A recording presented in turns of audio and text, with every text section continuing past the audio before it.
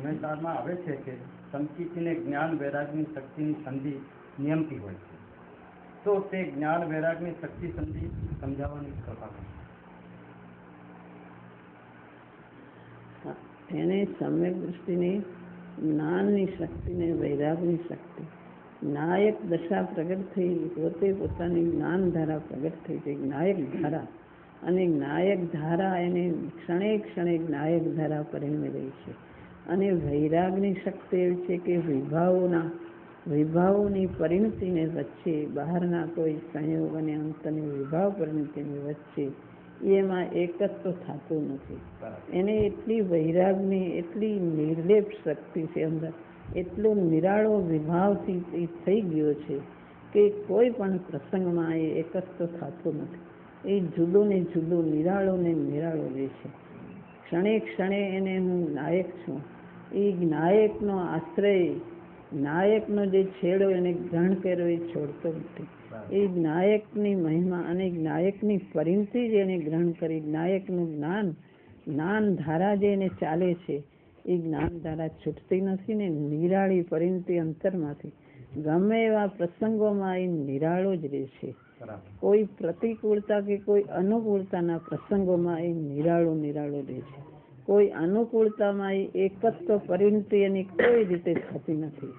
એ અત્યંત જુદો અને અત્યંત નિરાળો અંતરથી એની પ્રતીતિની પરિણતિમાં જે અમુક જે એની દશા છે એમાં એ નિરાળો, અત્યંત નિરાળો રહે છે. એવી એની વૈરાગની શક્તિ. કોઈ પ્રસંગમાં એ એકત્વ થતો નથી, એને કોઈ જાતનો લેપ લાગતો નથી. કાદવ વચ્ચે રહેલું કમળ એને લેપ લાગતો નથી.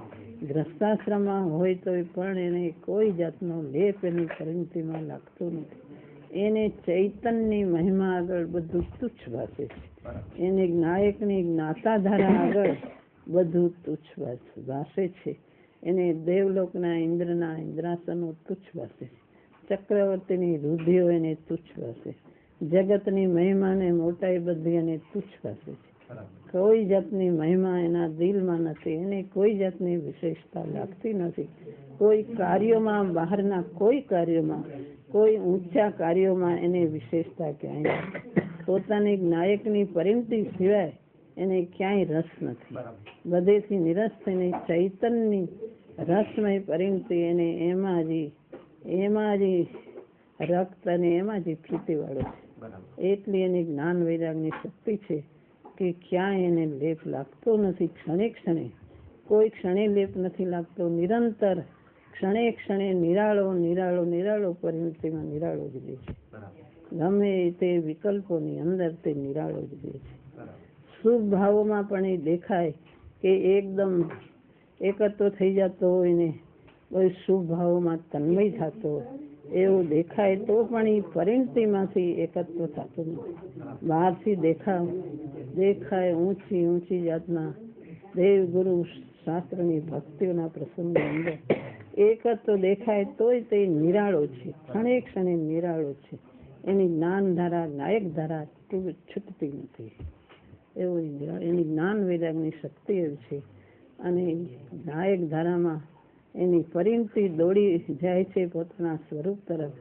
એટલે એ નિર્વિકલ્પ દશાને સન્મુખ જાતો એની લીનતા વધતી જાય છે. એવી જ રીતે એની લીનતા, એની વૈરાગ શક્તિ, જ્ઞાન વૈરાગ શક્તિ વધતી એ ચારિત્ર દશા એવી રીતે એકદમ વિરક્ત દશા અને નાયક ધારા પ્રગટ થઈ એમાં ઉગ્રતા એ આગળ ચાલી જાય છે. તો પણ બહારથી દેવગુરુ શાસ્ત્રનો આશ્રય એને શુભમાં હોય તોય નિરાળો છે.